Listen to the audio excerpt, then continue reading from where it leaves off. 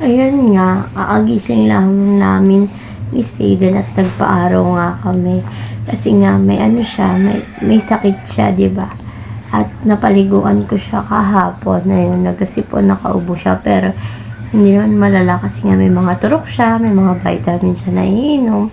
At ayun nga, 'di ba? Kawawa naman, sana nga gumaling na talaga si Zayden kasi nakakaawa talaga siya tignan. At kagabi, hindi siya makatulog ng ayos pero okay naman.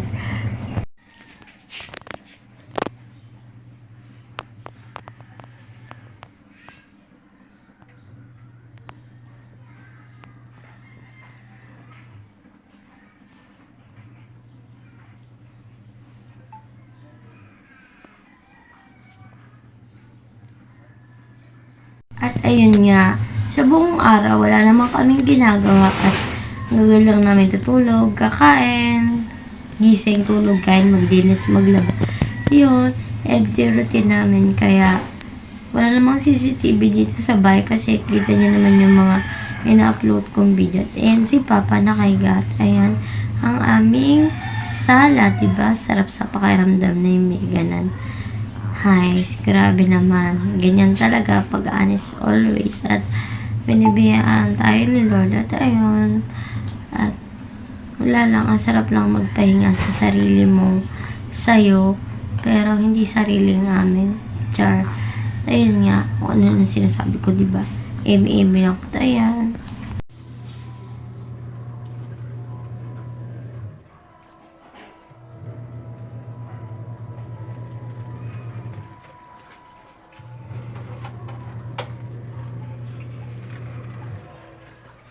Sige. Dede, saglit lang ng ipaarawan, pinawisan. Ano ba yan? Dede.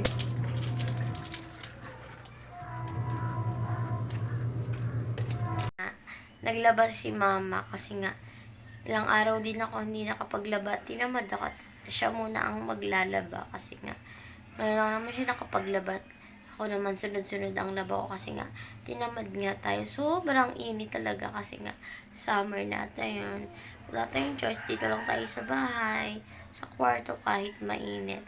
For the go pa rin. Pero ang sarap mag-swimming kaso lang wala pa nagyayaya at hindi pa rin busy pa rin sa mga ginagawa sa paghahanap buhay. Kailangan naman unahing swimming, di ba? Maghintay na lang tayo.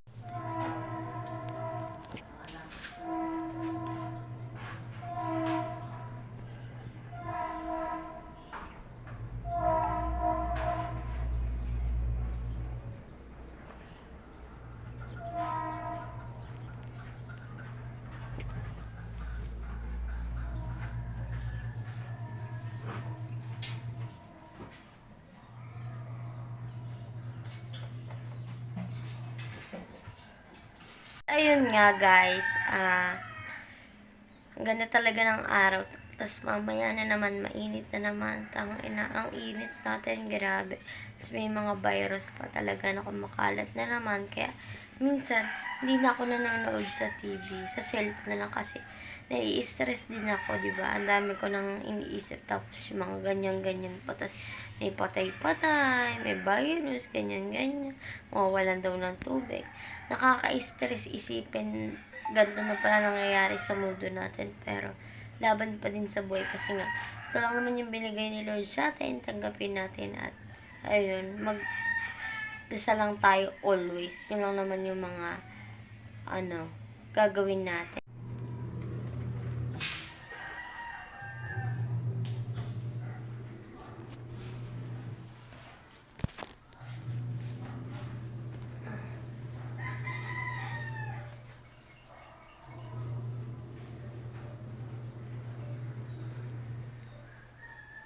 Nga guys, nagpunta lang ako CR kasi nga may abs ako at ayan, sinamahan nyo ko mag-CR at di ko na pinakita kung anong ginawa ko, diba? Mukha ko lang talaga pinakita ko. Syempre, alangan ipakita ko yung poops ko, diba? Hindi naman, uy, parang hindi naman kayo nag-grade to na at ayan nga, diba?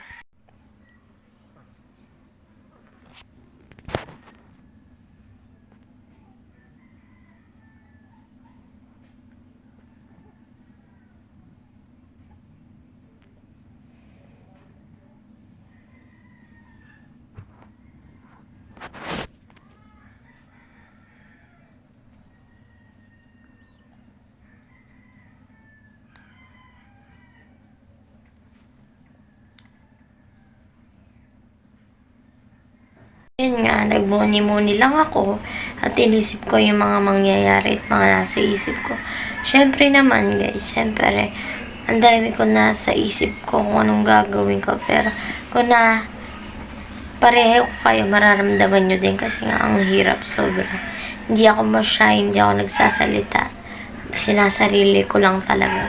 Alam naman sabihin ko sa inyo, diba? Sino ba naman ako para pakinggan nyo, diba? Ito, hindi mo utusan ito eh. Tawan, bibidyo ka pa. Akala mo lasing ako. Trabaho kasi. Ano yung pamiligang gat sa anak mo? Bibidyo ka pa. Lumainit dyan. Kukuhan. Puno na ko isa Oh. Gulay! Ano na to? Magtitingin po sa akin. Sino mas matanda sa atin? Wala para makulta ba? Sino mo? Suhin ka pa na yung baga.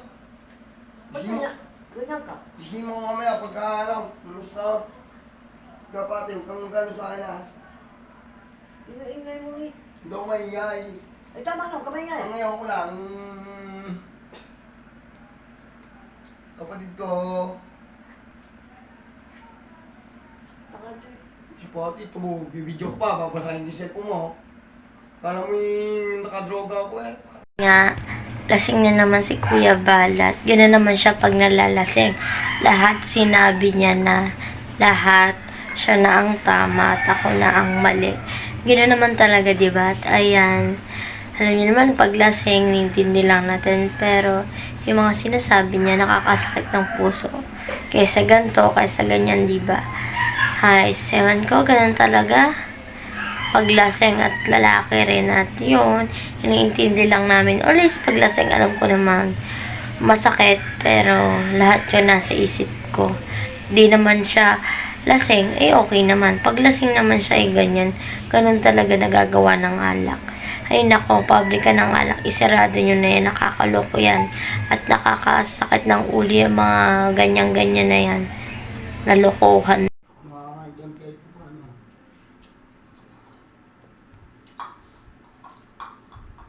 Hindi ko alam kung ang hirap sa Manila. Simula Bawang Kalsada, Kalamba, nilalakad namin yan.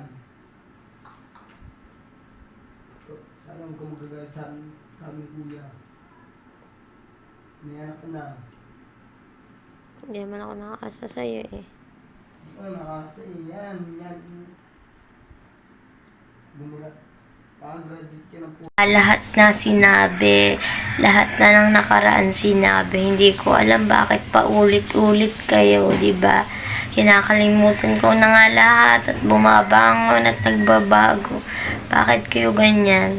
Di ba? Paglasing talaga paulit-ulit. Lahat ng nararamdaman ilalabas talaga.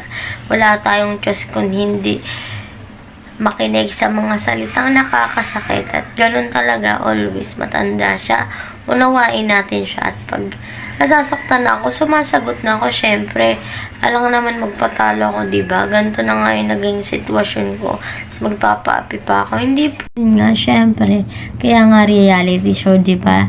Lahat ng problem ay ilalabas ko, reality show nga, diba? Alam nga naman magplastikan tayo dito sa video at ayun, marami man nangyari sa buhay namin, marami man down, marami man kung ano-ano, pero always laban lang, gano'n naman talaga ang life.